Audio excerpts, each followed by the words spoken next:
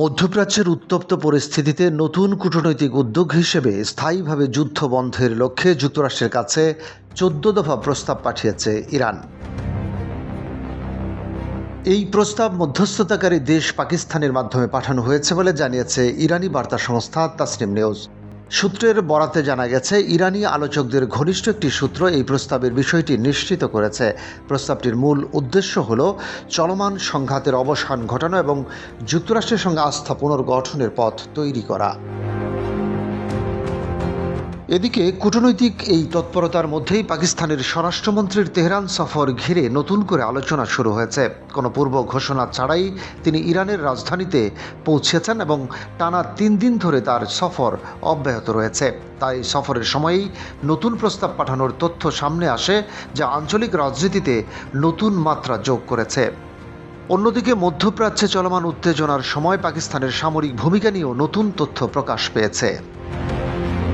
বার্তা সংস্থা রয়টার্সের এক প্রতিবেদনে বলা হয়েছে, ইরান যুদ্ধ চলাকালে সৌদি আরবে প্রায় ৮,০০০ সেনা, ১ ডজনেরও বেশি যুদ্ধবিমান এবং একটি আধুনিক আকাশ প্রতিরক্ষা ব্যবস্থা মোতায়েন করে পাকিস্তান।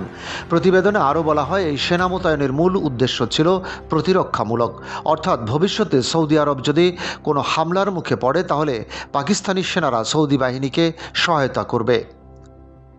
বিষয়টির সঙ্গে যুক্ত ৩ জন নিরাপত্তা কর্মকর্তা রয়টার্সকে জানিয়েছেন, পাকিস্তানের এসব সেনা যুদ্ধ ক্ষমতা সম্পন্ন এবং তারা মূলত প্রশিক্ষণ, পরামর্শ এবং প্রয়োজনীয় সহায়তার দায়িত্ব পালন করছে, তবে তাদের সম্পূর্ণ ব্যয় বহন করছে সৌদি আরব।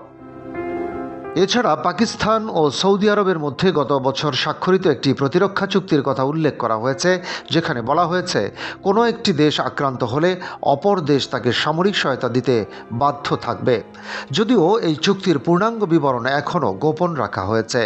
এর আগে পাকিস্তান ও সৌদি আরবের মধ্যে ঘনিষ্ঠ সামরিক সহযোগিতা আরও জোরদার হয়েছে বলে জানা যায়। সাম্প্রতিক সেনা ও যুদ্ধ বিমান মোতায়েন সেই সম্পর্ককে আরও দৃঢ় করেছে বলে বিশ্লেষকদের ধারণা।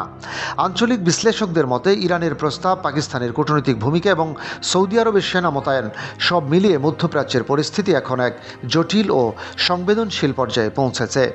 নতুন কোনো কূটনৈতিক অগ্রগতি না হলে এই উত্তেজনা আরও বাড়তে পারে বলে আশঙ্কা করা হচ্ছে। ডেস্ক রিপোর্ট, বাংলাবাজার পত্রিকা।